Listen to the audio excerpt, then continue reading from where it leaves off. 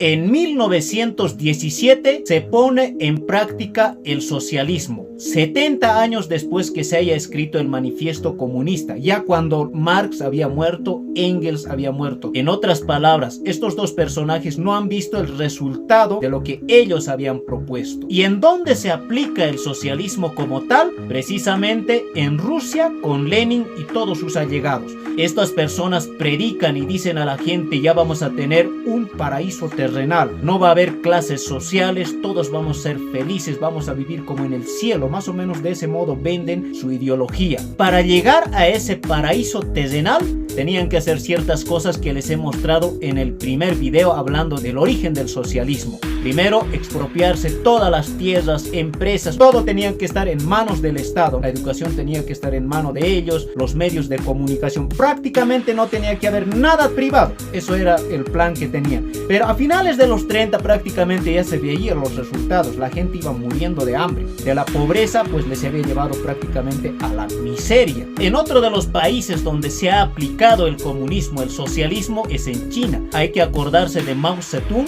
en 1949. Con la misma idea, ellos buscaban enemigos externos, que era el imperio norteamericano, enemigos internos, que eran los empresarios, los intelectuales. A la gran mayoría, a la masa, les hacían creer que los empresarios eran los enemigos.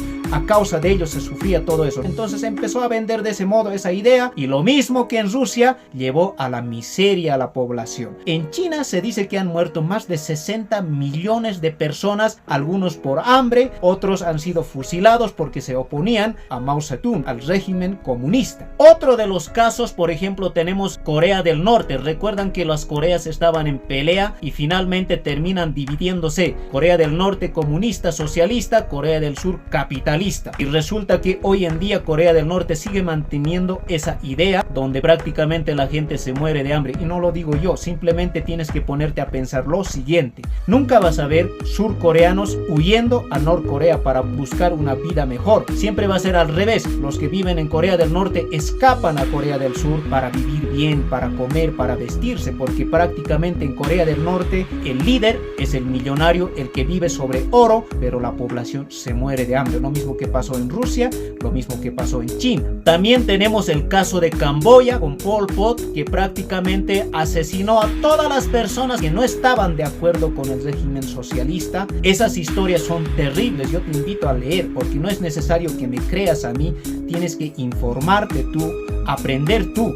Eso es lo que se busca. Posteriormente tenemos en Cuba, por ejemplo, Cuba en 1953 empieza una revolución. Lo mismo venden, ¿no? Dicen: nosotros vamos a gobernarnos, el enemigo es el imperio norteamericano, el enemigo son los empresarios, los intelectuales. Lo mismo, hoy en día Cuba vive en la miseria por culpa del socialismo. Ahora seguramente me dirán la gente que apoya esta ideología: ¿por qué todos los productos que ves es made in China? ¿Y por qué Rusia han triunfado? Aquí tenemos que tomar en cuenta algo muy en serio. Hay mucha gente que tiene la percepción de que la Unión Soviética era un lugar del paraíso. Al menos te venden eso los medios de comunicación rusos actualmente. Pero la Unión Soviética ha generado millones de muertes, también por hambre, fusilamientos en campos de concentración, etcétera. Pero este régimen ha terminado explotando en 1991 con Mikhail Gorbachev. Seguramente les consta. Desde entonces Rusia abraza el capitalismo y gracias al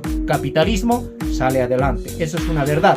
Lo mismo pasa con China. En China han muerto millones de personas de hambre trabajando prácticamente. Si tú, por ejemplo, tienes unos par de zapatos, eres rico a comparación de los chinos, porque los chinos no tenían ni para cambiarse, prácticamente vivían vestidos de trapo. Entonces, en 1978 muere Mao Zedong. Un año después toma el mando Deng Xiaoping. Este personaje ve la realidad de su país y dice: el comunismo no les ha funcionado. Aunque seguramente no ha dicho de esa manera, porque lo hubieran fusilado, ¿no es cierto? Pero abraza el capitalismo, trae el capitalismo, y gracias a ese capitalismo hoy en día China es lo que es, a pesar de que a los socialistas no les gusta admitir, porque el capitalismo, para toda la gente que no comprende, simplemente es esto: producción con capital.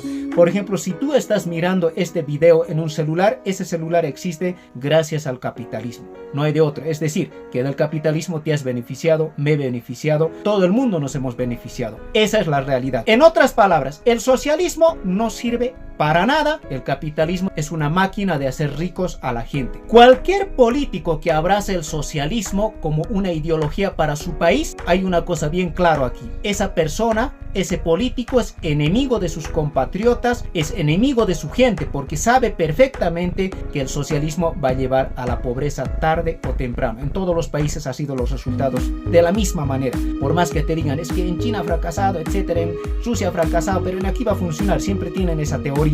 Y cuando no funciona en algún país, ellos dicen, es que ese país no es socialista. Son pendejos pues estos socialistas para lavar la mente, sobre todo a la gente que está en la pobreza, meterle odio a los pobres con los ricos para que ellos se mantengan en el poder, porque para eso sí sirve el socialismo. Por ejemplo, si yo soy socialista, le engaño a la gente, yo te voy a sacar de la pobreza y tu enemigo es el rico, me van a creer y bueno, yo voy a vivir sobre oro, pero la gente va a vivir en la pobreza. En conclusión, el socialismo es malo, el capitalismo es bueno.